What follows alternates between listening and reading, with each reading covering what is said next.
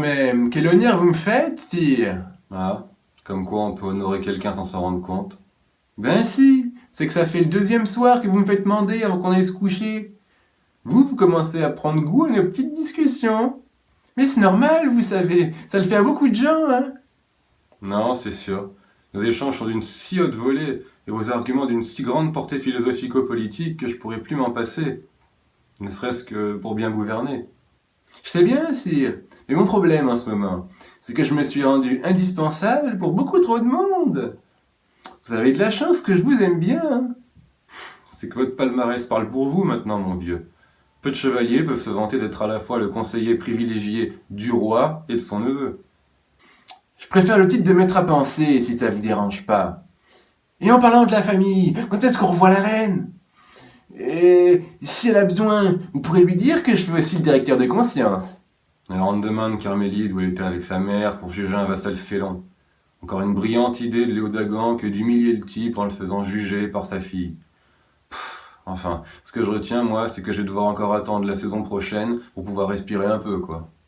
Et si votre beau-père était resté avec vous parce qu'il vous aime bien? Moi-même, je... Non, il aime surtout le peu de pouvoir que je lui délègue pour rester bien dans le rang, malgré ses petites velléités de trahison, là. C'est-à-dire... C'est-à-dire qu'il gère pour moi la défense, la basse justice, les novices de l'ordre du Graal, ou encore certaines séances de doléances, par exemple, voilà. Bref, que du menu fretin pour vous.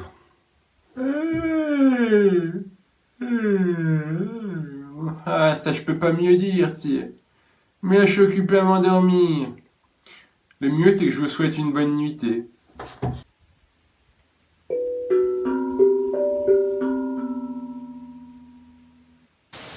Qu'est-ce que vous manigancez dans les jardins à cette heure-là, mon ami? Ah, c'est vous, mamie.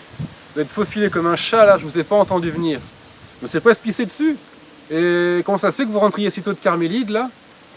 Dites pas que vous avez encore cheminé de nuit, hein. Mais non, vous énervez pas. On l'a bien retenu, votre couplet sur les brigands. Ma mère me disait que c'était par crainte d'avoir à payer notre rançon. Mais bon, je vois bien que vous inquiétez un peu pour moi. Oh, c'est romantique. Pour la peine, venez que je vous serre dans mes bras. Mais bien sûr que je m'inquiétais pour vous. Vous me prenez pour qui? Pour la rançon aussi, d'ailleurs. Partant du fait que votre père a des oursins dans les poches. Mon père n'est pas radin. Il fait attention. Ce n'est pas tout à fait la même chose. Ouais, question de point de vue, quoi. D'ailleurs, en Basse-Taille, il fait aussi bien attention à ses hommes. La dernière fois, il a daigné les envoyer à la filoche que quand les Saxons sonnaient la retraite, quand même. C'est sa fameuse technique du coup de poignard dans le dos qu'il a appris à ses soldats. Ouais, je suis au courant. Il leur apprend beaucoup de techniques comme ça, tirées de sa vie personnelle. C'est soi-disant sans grand danger pour les hommes. Et puis comme ça, les soldats se paient d'eux-mêmes, sur l'ennemi. Enfin, je me rappelle quand même d'un petit vieux, là, sur le champ de bataille. Eh ben, il était blessé à la jambe, le type. Et votre père, il est arrivé, il a rien su faire de mieux que de lui arracher sa dent en or, là, comme ça. Le petit vieux, il est revenu à lui subitement, et il a quand même su mordre la main de votre paternel. C'est comme je vous dis, ce n'est pas sans risque. Dans sa jeunesse, grand-père Gontran a eu un ennui similaire, avec une alliance croisée, je crois, qui ne s'est révélé tête qu'un anneau en 6000 heures. Quand je vous parlais des risques, prendre des coups pour pas autre chose que de l'ordure, c'est affreux! C'est sûr, vous m'avez presque arraché une larme. Et on peut savoir comment vous faites pour arriver séant à l'heure des Lodes et sans avoir voyagé de nuit? On était censé arriver hier pour les vêpres, mais en passant par Glastonbury, les cloches m'ont fait penser que ces braves moines élevaient des abeilles. Vous connaissez ma gourmandise. Ah, ça je commence, oui. Et quel rapport entre le miel et la nuit dehors? Le rapport, c'est qu'en plus du miel, les moines font de l'hydromel, et ils en ont proposé à nos hommes. Et le cocher qui ne savait plus marcher droit disait qu'il saurait retrouver la route de la porcherie royale, rien qu'en suivant l'odeur du purin. Eh ben, j'en connais un qui est pas prêt de sortir pour prendre l'air, hein. Il va patauger dans la merde de mes culs de basse-fosse pendant un bon mois.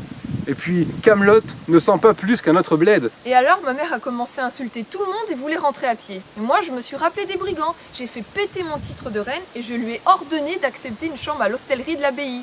Résultat, on est parti aux horreurs dans 2 carrosses séparées et là, elle fait encore la gueule. Et moi qui pensais pouvoir être un peu peinard ce matin, le dîner promet encore d'être épique.